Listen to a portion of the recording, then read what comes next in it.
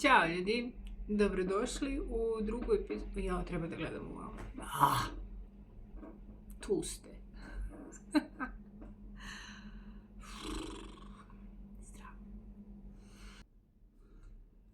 Ćao ljudi, dobrodošli u drugu epizodu kanala Drugim rečima u kojoj obrađujemo drugi deo knjige CIA The Cult of Intelligence. Tako da smo danas u znaku broja 2. Podsjećanje radi samo, kanal je nastao kao potreba da se moja biblioteka udomi, a da se ja motivišem da pročitam naslove koje nisam. Danas sam izdvojila novih 5 reči i 2 izraza i za prvu reč mi treba jedan malo duži uvod. Sve je počelo kada je Johnson, tadašnji američki predsjednik, koji je prvobitno bio Kennedyjev podpredsjednik, a onda nakon ubistva Kennedyja postao kalif umjesto kalifa, otišao u Urugvaj na neku manifestaciju na kojoj je delio poklone i onako se ponašao vrlo raskalašno i našao se u jednom trenutku u situaciji da budžeta više nema. Novac koji su mu izdvojili za to iz State Departmenta nije bilo i onda su oni imali 2 mogućnosti. Da se obrate Kongresu za još para ili da se obrate CIA. U slučaju obraćanja Kongresu onda bi morali da se suočavaju sa John Rooneyem koji je godinama unazad dramio, da tako kažem, što se predsjednik uopšte daje budžet za takve manifestacije i taj novac nazivao džeparac za cugu. Sad vi 2 puta pogađate kome su se oni obratili. Ali otkriću vam citat koji kaže: Rather than face Rooney's wrath, state turned to the CIA. Tako da je prva reč za danas wrath i ja bi iskoristila ovu reč da napravimo gradaciju i razliku u značenju između anger, rage i wrath. Anger je najopširniji termin za nezadovoljstvo. Prevodimo kao ljutnja. Primjer, she couldn't hide her anger. Rage, s druge strane, je intenzivni oblik ljutnje, bes i potencijalno je destruktivan. Pa tu možemo da navedemo primjer road rage, jer bes na putu zaista može da ima posljedice. A wrath je osvetoljubivi gnev. I enciklopedijski rečnik prevodi wrath kao odmazdu. Znači, to bi bio neki bes epskih razmera. Maltene biblijska konotacija. Što nije daleko od istine, jer recimo setimo se naše pobedne pesme koja jeste bazirana na Božjem gnevu, koja počinje sa evo gospoda s vojskama ide. Drž se zemljo. Vežba za ove 3 reči bi bila da vi razmislite o tome kada osjećate ili šta vam izaziva ljutnju, bes i gnev. When do you feel or what causes your anger, rage and wrath?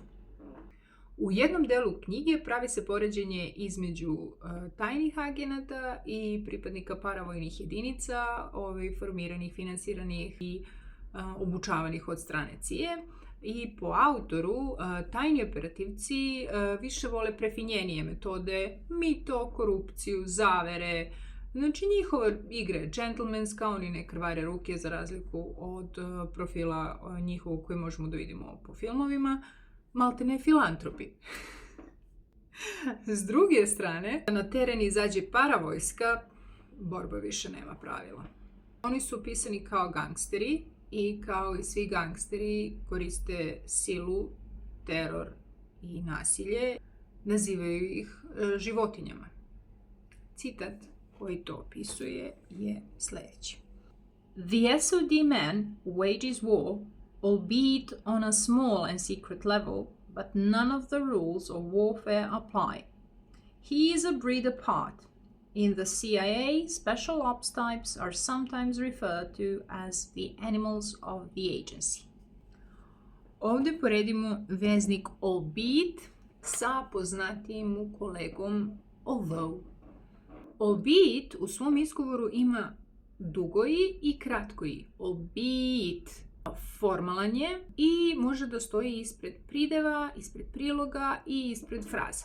Znači, ne može da stoji ispred nezavisnih rečenica za razliku od although koji itekako može. Pa imamo primjer. Although it was raining, we went for a walk. Ali, it was raining, albeit a lovely day for a walk. Ili recimo, although it was risky, the plan was good. It was a good plan, albeit risky. Ovo možete da provežbate tako što ćete rečenice u kojima biste inače iskoristili veznik although da preformulišete tako da iskoristite ovu novu reč, novi veznik albeit. Ako negde zapne, zovite u pomoć, tu sam. Što nas dovodi do našeg prvog izraza za danas, at a low ebb. Iz citata, the country was at a low ebb due to the recent war. Ebb može da bude glagol i imenica. Kao imenica ima značenje oseka, odliv. U izrazu at a low ebb opisuje neku vrstu stanja iscrpljenosti, pada. Mi na srpskom nemamo ekvivalent ovom izrazu, pa bi recimo primjer she was at a low ebb emotionally preveli kao emocionalno je bilo na dnu. Ili his career was at a low ebb, karijera mu je bila u padu. Da provežbate ovo, razmislite kada ste vi bili at a low ebb and why i zbog čega. Sljedeća priča je anegdota iz koje nisam izvlačila nikakve reči, nikakve izraze i ona je tu samo priča radi. Znači, anegdota zbog anegdotizma. Priča se dešava za vreme rata u Vijetnamu, za koje vreme je CIA sarađivala sa nacionalnom manjinom Nangs.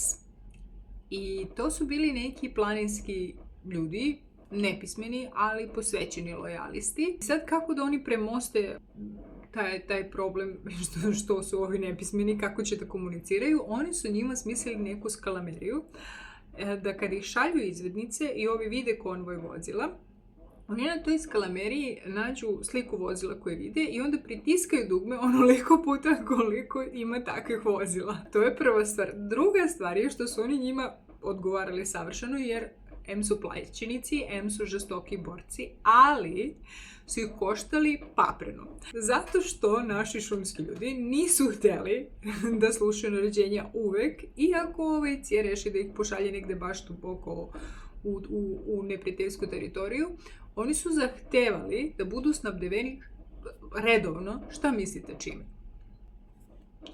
Pivom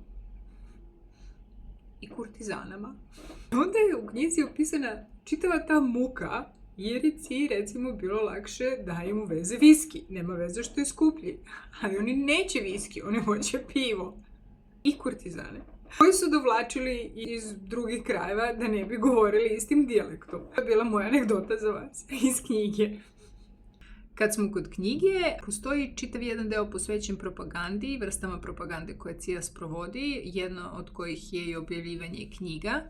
Autor jedne od navedenih knjiga je taj neki Penkovski, koji je pre nego što je postao britanski agent neuspješno pokušao da se infiltrira u CIA-ne redove. Neuspješno jer su ovi mislili da je dvostruki agent KGB-a. Pa je citat: To the skittish CIA operators, Penkovsky seemed too good to be true, especially in the period following the Burgess-McLean catastrophe. The CIA had also suffered several recent defeats at the hands of the KGB in Europe, and it was understandably reluctant to be duped again. Treća reč za danas je dupe. Znači varati, obmanjivati, ali kako se onda razlikuje od cheat ili deceive koji se isto prevode kao varati, zavaravati, obmanjivati. Let's see. Kad koristimo glagol cheat, tu kršimo pravila najčešće zbog boljeg rezultata. U igri, na testu, u vezi, u dogovoru, pa imamo they cheated on the test. He cheated on his girlfriend. She cheated to win the game. Za razliku od recimo deceive, gde namerno sakrivamo istinu. Pa imamo he deceived them into trusting him. Looks can be deceiving. U rečniku i za dupe stoji varati, prevarati. Varati, prevariti, obmanuti. Ali ja bih rekla nasamariti. Jer ovdje prevarite nekog, bukvalno ga navučete jer je naivan. Recimo, kažemo, tu bi odličan primjer bio, sjećate se onih mailova Princ iz Egipta i pomoći, ne znam šta već, recimo, tu bi bio dobar dupe. He was duped into sending money to the Prince of Egypt. Tako da mislim da bi to bilo kao neko najjednostavnije rješenje. Javiti je li to ima smisla ili treba možda malo više primjera. I dalje smo u propagandnom odjeljku. Sada se piše o knjizi drugog autora. To je taj neki Kruščev koji je svojevremeno bio defector iz KGB-a. Ne znam koliko se sjećate ovog termina defector iz prve epizode. I ono što se meni sviđa kod autora ove knjige je ta njegova objektivnost gdje on kaže da u knjizi ovog Kruščeva nije navedena ni jedna borba koju su dobili protivnici CIA, a bilo ih je. U ovom sljedećem citatu on objašnjava zašto misli da je tako. Exactly the image the CIA wants to promote to the American public, that the communists are always out to defraud the West, while the CIA, skillfully uncovering these deceits, eschews such unprincipled tactics. Naša četvrta reč za danas je glagol eschew, koji ćete lako da zapamtite jer zvuči kao da je neko kija. Glagol znači izbjegavati, formalan je, dušu je dao za FC, CA i IELTS ispite, ali hajde da napravimo paralelu i između eschew i recimo avoid, koji isto znači izbjegavati, jel tako? Glagol avoid može da bude formalan i neformalan i koristi se kada govorimo o izbjegavanju stvari uopšteno, bez obzira na zašto je to tako. Eschew, koji je isključivo formalan i koji podrazumeva da mora da postoji razlog zašto je to tako. To ćemo najbolje da opišemo na većim primjerima. Razlika između he avoids fast food i he eschews fast food. Znači u ovom prvom primjeru he avoids fast food. Mi nemamo pojma zašto on izbjegava tu hranu. Možda neki banalan razlog, možda uopšte nema razloga. Generalno, izbjegava brzu hranu.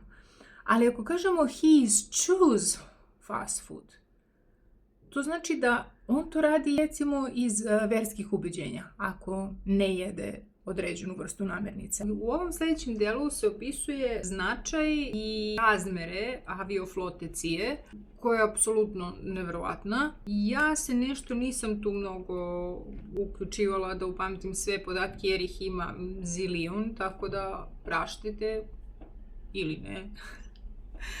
Ukratko, oni su prodali neku svoju aviokompaniju jer je prestala da bude svrsishodna, jer se situacija u toj zemlji stabilizovala i oni su to prodali nekom svom liku, bud zašto, jer im je to bilo bitnije od profita.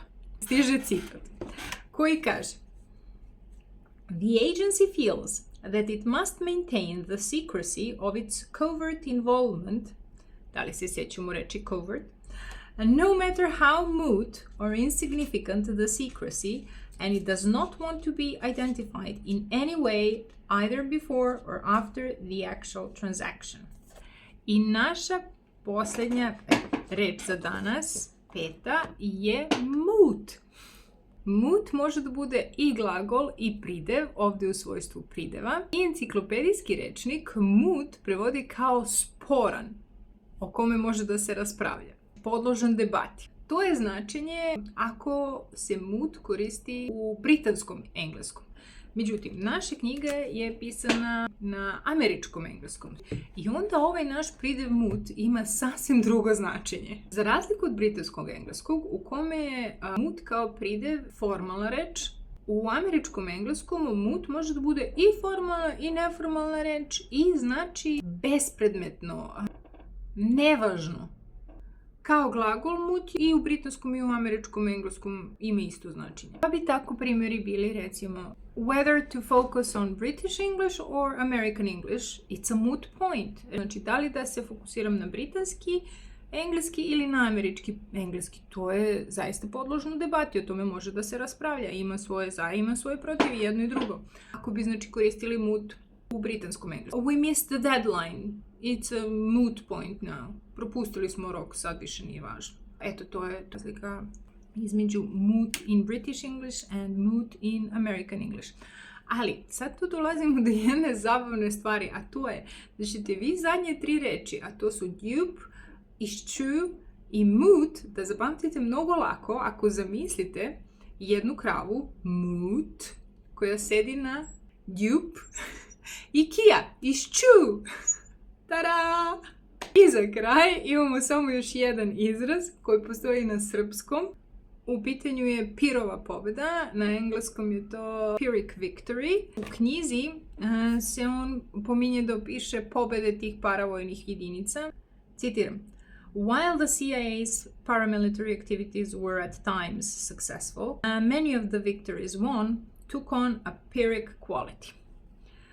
Ovdje je upotrebljena reč quality, a ne victory, ali znači mi možemo da kažemo i Pyrrhic victory i Pyrrhic quality. I podsjećanja radi, izraz Pirova pobjeda potiče od grčkog kralja Pira, koji je ratovao protiv Rimljana i koji je posle jedne značajne bitke u kojoj je izvojevao pobjedu, navodno rekao: još jedna ovakva pobjeda i mi smo izgubljeni, što znači da je pobjeda uprkos ostvarenom cilju donela više štete nego koristi. Drugari, toliko od mene za ovu epizodu. Ostao nam je još jedan deo knjige i onda je to zvanično kraj CIA and the Cult of Intelligence. Ova knjiga je već našla svoj novi dom, ali ako budete želeli reći iz ove knjige, ostavite mail. Link je u pinovanom komentaru ispod videa. U međuvremenu sreće nam svima početak nove radne nedelje i nas Pirove pobjede zaobiđu, ali zato Piroćančeve pobjede da nas nađu. Vidimo se u epizodi 3. Ćao!